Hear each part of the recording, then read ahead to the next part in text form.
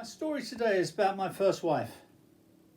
She was from an upper class family in Poland, so she really was a lady. In fact, where she lived with other Polish people in a shared house in London, they used to call her the princess or her ladyship. I can't remember which one, because she was, I think she was 24 at the time when I met her. Extremely intelligent, could play the piano, and straight A student, but very negative. I nearly said very negative, but just by saying negative is good enough. You don't need to say very. Yeah, she was negative, and yet I'm positive, and at the same time I'm an idiot, a dunce. I can't learn. I have learning difficulties because I can't remember things, you see.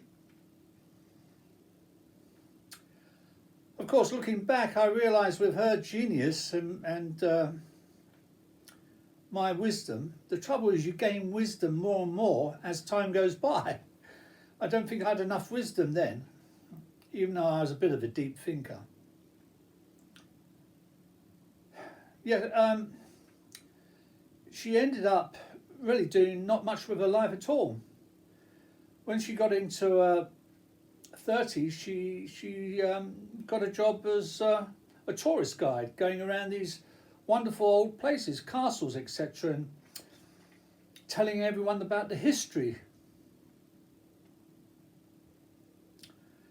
But when I think back, I could have, because she would have done anything I wanted her to do. She was that manable, totally in love with me, besotted, addicted to me. Yeah, I going back now, thinking about it, I should have got her into university, got a business degree or something like that, and she could have worked her way up very, very quickly in a business. Anyway, she was a psychic. She used to read books, and she got into reading books about the Bible. Not the Bible itself, but books about the Bible, and anything to do with that sort of thing. Psychic books, etc. Psychic ability. She was a quiet person, but when it came to doing physical things, because I was very physical, squatting as we was, moving from place to place, she would help, which always amazed me, really. But she introduced me to her uncle. Now, her uncle, I think at the time, was in his 60s. And he didn't impress me in being an intelligent fellow. Fairly ordinary. I even felt more that I was with a working class person rather than an upper class person.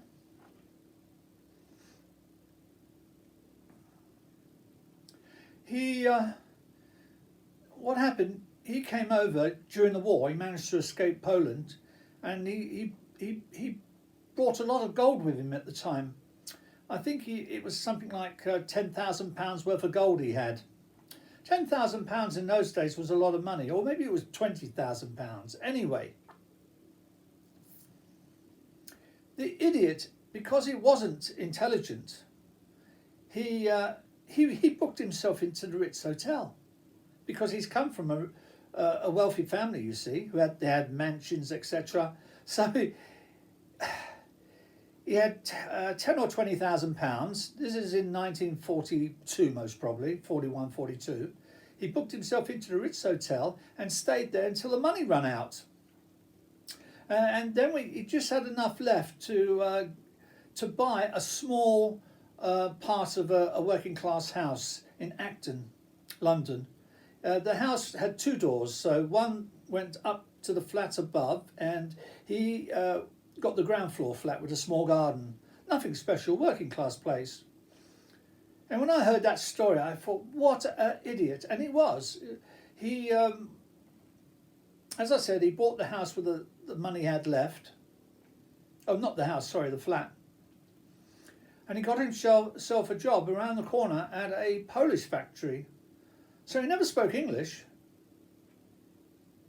The man's been in London since 42, and I met him, I don't know, in the 70s, and he didn't speak a word of English.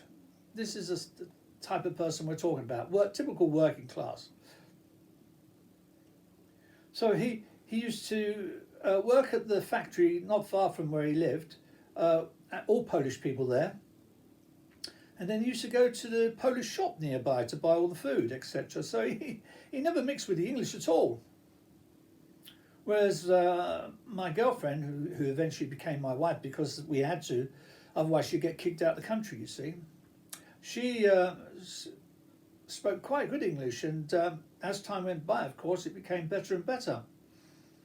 Occasionally, years later, I might come out with a word and she would ask me what it is, and I'd be surprised. But of course, because she wasn't born in England, certain words they're not familiar with. But she was psychic, and when I was with her, she would, when we got into religion, she was reading the book, as I said, one of the books, and certain passages she would read out loud. We never had a TV. That's the sort of people we were, you see. And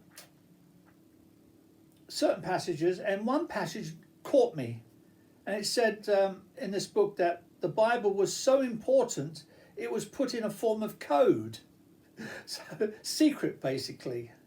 But of course, years later, I questioned that, and I realised that's ridiculous. I mean, if this book had information to change the world, to change people's views, it's going to be the opposite to a secret, isn't it? It's going to tell you straight out, black is black and white is white. So yeah, but at the time I didn't think about that, and I was in my early 20s, and I became religious overnight. Not only going to church on a Sunday, but going every day at lunchtime. Anyway, I used to kneel there, trying to be reverent, you know, and trying to clear my mind and put only holy things in the mind. But of course, they weren't. I was thinking normal things all the time about girls and, you know, all those things that boys tend to think about. And that made me feel guilty. But there was another fellow I knew. He had quite a lot of money. He owned a what do you call it now? What did he own? A chauffeur company. So he had a few cars going there. And I used to see him. He was on his knees in the church, you know, doing that, and, pleading for whatever it was. Probably another car maybe to do his work. And by that time, I had my wife used to occasionally say that Jesus has just appeared before her, or maybe God, I can't remember now, and told her to tell me that I'm very special to him and that he loves me very much. Well, I didn't know what to say about that because I had no evidence whatsoever. So I couldn't say yay or nay to that. I just accepted what she said, and that was it, really. It didn't really impress me, because I thought to myself, what idiot would say that about me? I'm Mr. Nobody. I'm the dunce of the class. I'm no one special. Anyway, this happened quite a few times over the years. He would suddenly appear to her and tell her to tell me. So, but then she caught me in bed, and that's, I think in my book I mentioned, I was with another girl in bed, and the next day after the screaming stopped, because she nearly cracked up when she found me, and she was totally in love with me, you see. And I said, well, why the hell did you come home at 1 o'clock in the afternoon? You never come home before, because she's working until, I think, 6 o'clock in the evening. So she gets home about 6:30. And she said, well, she was busy at work, and the girl who helps her was at lunch, and suddenly a voice came to her. Don't forget, she's a psychic. A voice came to her and said, go home. Well, she thought, I can't go home because the girls are at lunch. So she ignored it and just carried on. And the voice became more urgent and said, go home. And eventually, she decided not to go, ignored it again. And then the third time, it virtually shouted at her, said, go home now. And she just stopped, put everything down, and went off and caught me with another girl. And that broke us up. I was sad that I was breaking up with her because I knew I would never, ever have a girl love me so deeply as she did. But at the same time, I was happy to be free. But when she told me that, and she did come home that time, when she's never done that before and caught me, I realised that she really was a psychic. So I accepted the past of what she said about God appearing to her and things. But for me, if God came there and sat beside me, I wouldn't think it a big deal, unless he appeared to me as he probably would, because I see him now as Susanna, a 19-year-old mini-skirted girl with a tank top and a pair of army boots, loosely laced. So if she sat beside me now, I probably would my heart would start beating a bit faster. I'd like to get to know her. But no, if this God that people generally think of as an old man who's probably ill health, as old people are, sat before me with a long beard and dressed as they did 1,500 years ago, I don't think I'd be impressed at all. I think the man an idiot. What the hell are you doing dressing like that? And why do you look so old if you've got the choice to be young and why couldn't you come, if you're not going to come as Susanna, why couldn't you appear at least as looking someone like Elvis Presley? I might be impressed then, because I like beauty, you see. I like good looking things around me. But don't come to me as this old man. Have you had a wash this morning? You see what I mean? I'm sort of making fun of the religious people because it's ridiculous, isn't it, what they say, that heaven's going to be about being in the clouds, sitting on a cloud, listening to some woman playing harp music. Mad. But anyway, as I said, my first wife, wonderful woman, we was together 10 years, and she never could find anyone else that she fell in love with after me. Isn't that ridiculous? I used to dress like this as well a lot of the times when I was with her, when we wasn't breaking into squats. And just a reminder, if you like my videos, please give me a thumbs up and hit the subscribe button. Thank you. And that's when I noticed that certain things that I made decisions on, they were the wrong decisions. They were completely against the sort of person I am. The decisions I made in life. And when I thought back on these decisions, I realised if I made the other decision, which would have been not to go with what I'm good at, such as doing up houses, etc., things with my hands, I would have made a fortune and become a multi-millionaire. And I started seeing all these decisions I made, which were a bit odd, the decisions, and I realised that there is a karma. There's something going on. Because as I've stated in previous videos, anytime I wanted something, as long as it wasn't a lot of money or something, I normally would get it. I need a table. Next day or the same day I find a table. I need a cooker. And next day or the same day I find a cooker. But I would have to physically get these things back, you see. So I always worked at it. It just didn't appear in the house. It used to appear around the corner or down the road, and I had to somehow get it back home. So it was a lot of hard work. Yeah, I earned everything that I got. I didn't get anything for nothing from karma. And it happens so often, all the time, in fact, all the time. And then I mentioned, I think in one of my videos or my book, I mentioned that we was on a bus because I decided I wanted a piano, an upright piano. And I was with her on the bus, coming from Peckham. and going towards Lambeth, I think it was. And we went past this old place which has been empty maybe 20 years. It was filthy. It was a shop front with 2 floors above. And I was, as I said, I was in the bus and I looked at it and I said, my piano's in there. So that night we went back, got in there, and was walking about in the rooms. There was furniture in there. It was very dirty because it's been empty for 20 years. And she went through the door of the top room first, the front room top, and happened to turn around and screamed. So I rushed in, not knowing why she screamed, and it turned out she saw the piano there. It was next to the door. So as you open the door, you don't see it because there's something behind the door, you see. But turning, she saw the piano. And she just couldn't believe it. That, as I said, that morning, as we went by, I said, my piano's in there. So I know I've got some sort of psychic abilities, and I do know that there is a karma going on. But I have found out since that we're not talking about religious karma and religious gods. It's nothing to do with that at all. It is a matrix. And I have written about it in my books, a lot of the experiences I've had with the matrix. I mean, I've had many, many experiences.